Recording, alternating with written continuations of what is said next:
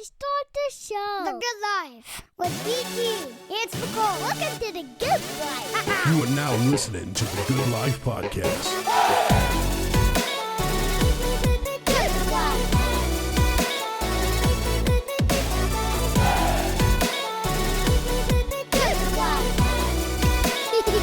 These boys are crazy. You are now listening to the Good Life Podcast. Good Life. What? A Good Life. Happy Sunday, Spicoli Podcast Day. What up, brother? Yo, DT, what's poppin'? I am so excited to talk with the Tale Untold. I'll tell you why. Lead singer, heavy metal. Her name is Eliss. And I was listening to some stuff, and I couldn't believe what was coming out of her mouth. Like, it would just hit you in the face. Agreed. It was like, whoa, this is power, dude. I was lifting weights. I was like, what? Where did this come from? Dang. And now they're joining us on the podcast, and then the drums hit. I was excited, man. I was like, okay, I'm doing 50s, bro. My kids are like, whoa, who is this guy? He's a beast.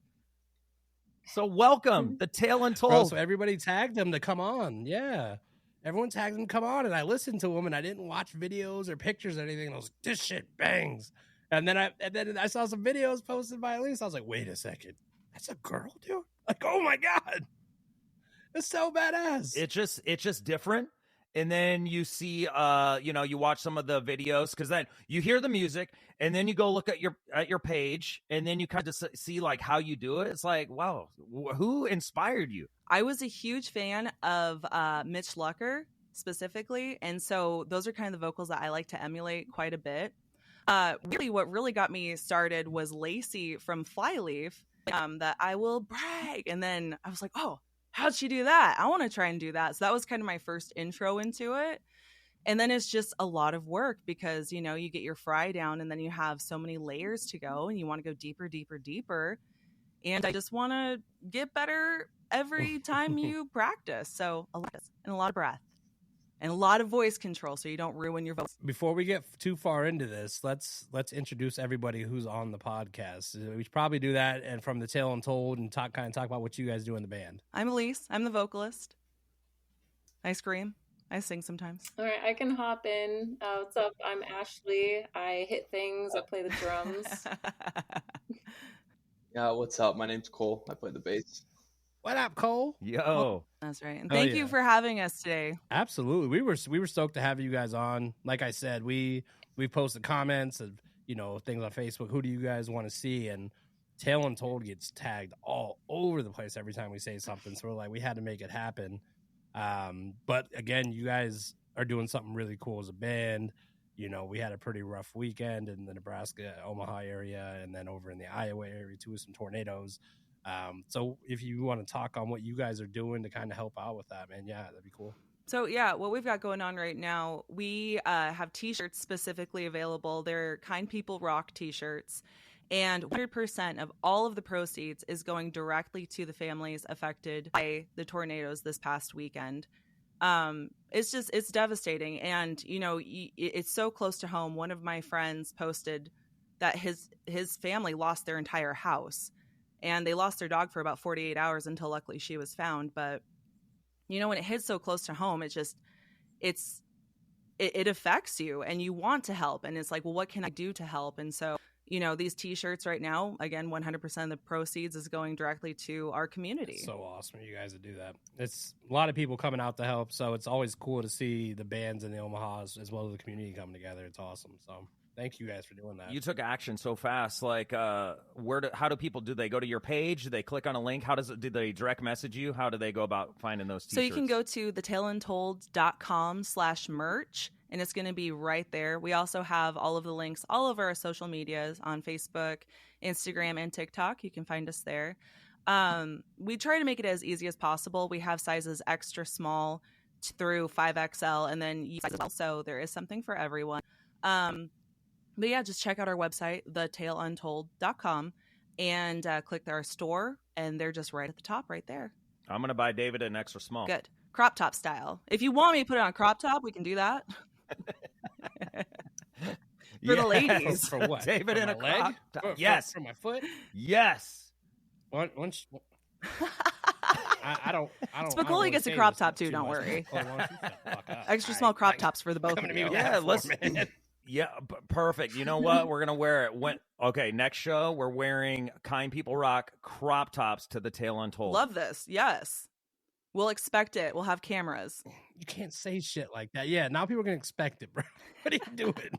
We're putting positive things into the atmosphere, and it goes That's back right. to a good cause, David. Only if Cole wears one, then I'll wear one. Oh, I'll wear one. Damn it, Cole. You underestimate what I have in my wardrobe. So Tale Untold, that's a pretty badass name. Where's the name from? What's it mean? What's that all about? Eliss, do you want to take it? Yeah, I can take it. Do you remember? I'm just curious now. Do you remember? Okay, so basically we were trying to come up with a band name. And so for a while, we were jamming and we were having fun together. And it was probably months in, and finally we're like, we need to come up with a band name. And so we threw out a couple different things. Ashlee threw out some. I'm terrible at naming things, so I'm not that person. And then John threw out the Tale Untold. And it was like, oh, okay. And then kind of came up with disc 1 will be called Chapter 1, and disc 2 will be called Chapter 2, and it'll be like this whole thing. And so that's where it kind of started. And we did not name our first one Chapter 1, but we did name our second one Chapter 2. So make sense. What? Yeah, we'll see what happens. Make it make sense. That's up to It's you a guys. sequel Yeah. to Exactly. Keep you on your toes. we got a sequel, but we didn't do the first one. I love the name. I think it's so badass. Well, thank Yeah, you. and it's up for Thank people you. to decide. It's up for people to decide and interpret for themselves. That's what most bands say. Would you agree? Yeah, exactly. To me, it kind of just means like everyone has their story too. Like it's so easy to think, oh, my life is so boring and this and that, but everyone really does have a story to tell, and I don't know, everyone has a tale, so To be told. I saw that you guys have a show coming up, and I'm really excited about this. You guys, you're headlining? Is it the Great American Metal Barbecue? Abso-freaking-lutely it is. Yes, 100%. Woo, So Dave, yeah. I know Dave Campbell. So yeah, Dave Campbell from 1% Productions, and then Midwest Elite Concerts. He has been putting this on. I think this might be his 12th or 13th year putting it on, something like that. So he's put one on every year since like I was in my early days of music, and yeah, so it's kind of cool.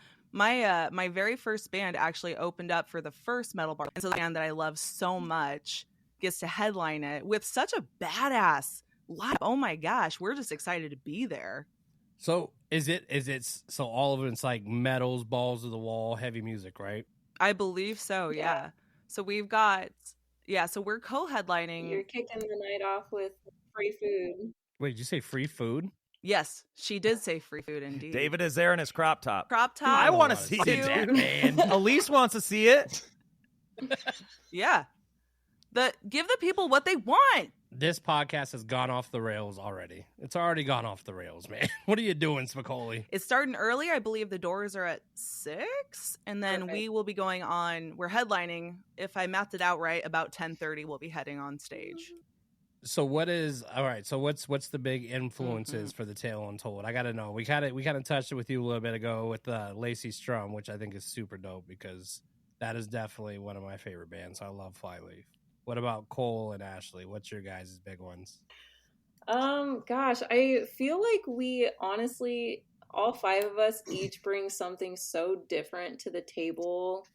It's just, as far as influences go, I mean, I started drumming because I got really into Slipknot, and Joey Jordison was like an idol to me. And then it just kind of progressed from there. I love A Day to Remember and how they do some of their marketing, and their shows are so fun, and their t-shirts are fun. Like, they have a lot of really cool designs. So I like to take inspiration from them as far as like doing things differently. You know, a metal band doesn't have to be, unless you want it to be, but a metal band doesn't have to be like let's all wear black and look angry all the time. And, you know, if that's your thing, cool. But I really appreciate that we have a variety of merch, a variety of songs, so we can fit into all these different bills. You know, we're not like pigeonholed into one subgenre of metal. And then maybe we'll talk about this later, but we do the pajama party, and like how many metal bands play shows in pajamas and just cheese it up. Like, I don't know. We each bring something so different to the table. We did a photo shoot at J.C. Penney's for Christmas. Like like the 90s looking one? Absolutely. Oh yeah, we were cheesing it up for sure. Hell yeah. That's the kind of band I can get behind right there. Yeah. Yeah. I like how you touched on the Day to Remember thing, because that's one of my favorite things about them is their artwork and stuff and like what it looks like. Yeah. And when they come out, like you'd expect, like if you listen to like Second Sucks or something by Day to Remember and you didn't really know about them, you'd expect to go there to see like a death metal thing. And they come out looking like pop punk dudes and all that, man. And it's so much fun. That was a really good point. Yeah, most people don't talk about that with metal now. Is it's like you don't have to come out looking like Behemoth or something like that, one of those bands. It's like people come out now just like, this is who I am. Let's do it. Exactly. I love all those bands, but you know, just if you're not having fun, if you're not being yourself, what are you doing? What about you, Cole?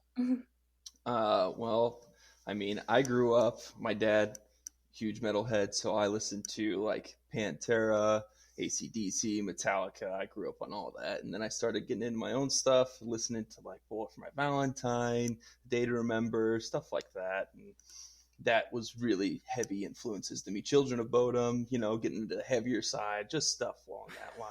And I don't know. Ever since then, it's just been a ride uphill. It's been great. Cole, you probably listen to like stuff that's scary to me, man. Like there's certain metal like that I'll listen to. Like I remember my buddy took me to I think it was like Monster Fest or something down in Kansas City one year. And I think like the headliners was like Bullet for My Valentine and Kill Switch. And I was like, this is gonna be awesome.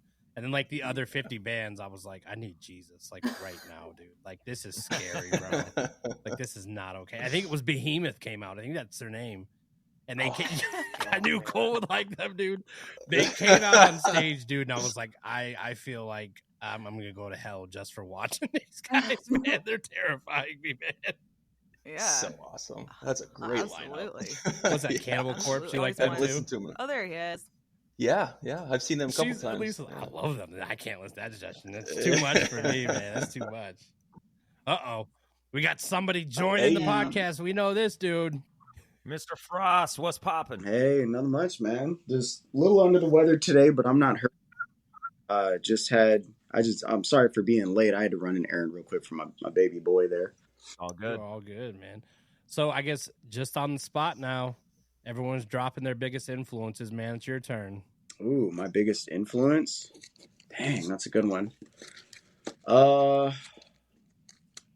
As of late, you know, it's difficult because I spend so much time writing music that it's kind of difficult for me to articulate who I listen to. I guess as of late, it would probably be North Lane. Would probably be my biggest influence right now. But that also might, I don't know. Like I'm working with a rapper, and I just got done writing a song literally between like last night and today, and I incorporated like house, trap. There's EDM elements in there. There's classical music in there, and so yeah. I'll say North Lane, but it's just because this is a rabbit hole with me. So for short answer, North Lane. North Lane it is, man. You know what? It's cool, man, and you're talking about incorporating trap music into that and stuff. There's bands like Bad Omens now, man, who are like incorporating all sorts of weird stuff into music, and I love that, man. I think Under Oath, man, they used to do that all the time. They would they would put a lot of crazy stuff in their music, and that's like my favorite metal artist. And you guys seem to be doing that too. Oh, well, so I write all of the music for us, and I do pay a lot of attention to like what's out there, kind of what's selling, what's not. And by no means does it necessarily like steer me one direction over the other. It's just kind of stuff I keep in mind when it comes to writing the music. And I'm kind of getting back to my old roots because I actually grew up listening to a lot of classical music, as strange as that might be. I wasn't really big into like rap or rock until I became a teenager. So before that, it was pretty much just like Beethoven, Mozart, Sebastian Bach, the typicals. And then I found Linkin Park, and that was it. After that, I was done for. But so yeah, with our stuff, I mean, yeah, there's a lot of synth work going on. Because I have aspirations and dreams of like playing Coachella. But apparently, if I wanted to play Coachella, we just had to be a hardcore band. So I was like, oh, well, I think I overthought that. Who were we just saw? Oh, it was, so we just had we had Kevin Lyman on, the guy that created Warped Tour, came on last weekend, and he just flew back in from Coachella, and he was just like casually talking about, he's like, yeah, I was hanging out with Gwen, and we're like, Gwen, and he's like, Stefani, yeah, you know, and I'm what the fuck, dude? But yeah, he was talking about Coachella, and I was like, man, that would be a dream to play Coachella, man. That'd be so much fun. I just want to touch the stage just once, like not from a crowd perspective. Like I want to be on it just once. I don't know, man. All the hype about the Tale Untold, man. I won't be shocked if you guys get to that level, to be honest with you, man. You guys have got a great following. We've got hype like that. That's exciting. Yeah, I think you do. Yeah, it's nuts, like what it is now compared to like how bands used to have to do it. You know, like where you got like TikTok and Facebook and everything now, where you can if you go viral, you go viral, and that's it. And that's where a lot of the artists we hear about now are blowing up. It's insane how much work you can do that quickly on those things. It's not easy, so let's not get that twisted. What I'm saying, that's not easy at all. If it was, every band would be famous off those things. But that's awesome that you guys had something go viral like that. That's great. Well, yeah, and like to carry off of that point, that's why in the comments section I started just telling people who thought it was fake. I was just like, yo, just buy a ticket to the show. Just come out. Like all of your questions will be answered. If you don't think she's real, you think she's a gimmick or something like that, just come out to the show, man. And that silenced everybody. You would never catch anybody like fighting that response every time I dropped it in there. And we've had people fly in from different states to see us on a few different occasions. I think the most recent one we had a gal, was she from Arizona? Was that where she was from? I can't remember. I think she was from Arizona, flew in to see our show. And our pajama party nowadays usually gets people flying in. We've had some people flying from Florida. We got people from Missouri either drive or fly in. But yeah, it's been wild. But yeah, they were like, hey, I saw that Battleground video and it was sick, and I just had to see it in person. They're just like, she's the real deal. Yeah, buy a ticket, man. If you don't think it's real, come see us. Hell yeah. Yeah, it's bonkers. So first, that's got to be like one of the biggest compliments to a band is when people start coming from different states to see you. That's got to be an awesome feeling. So, and second, let's talk about the pajama party. What is a pajama party? I don't know what this is. I want to hear about this. We came up with this concept a few years ago. I think 2019 was our first year, 2018, 2019, 19 doing it. And so the concept is just like, it's the middle of winter. So everybody will get pillows and we'll put our logo on them, and then we'll throw them in the mosh pit, and there'll be this big old mosh pit full of pillows. And it just kind of kept growing and growing. And so it's just a metal show with pajamas and a pillow mosh pit. The idea was so random because like we started talking about at practice. I just wanted to see a massive, like, I just wanted to see a large scale pillow fight. Like that was the lot. What started. I was like, man, what would that look like? And I was like, okay, well, we can't just throw pillows into the pit. So we started talking about it.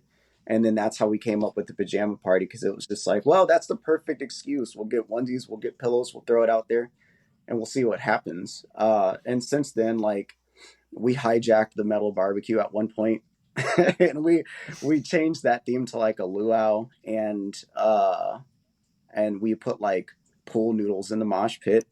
There's video footage of that. Like during Battleground, we did a wall of death with pool noodles. And everybody ran at each other and just started. The thing we didn't anticipate, though, was people ripped those pool noodles in half. I was like, yeah, I don't know how we didn't see that coming. But, I mean, it doubled the numbers of weapons. I don't know what you'd call it. Tools. For liability reasons, We're not calling them weapons. Until the midnight hour. All the way to the midnight hour. All the way we go.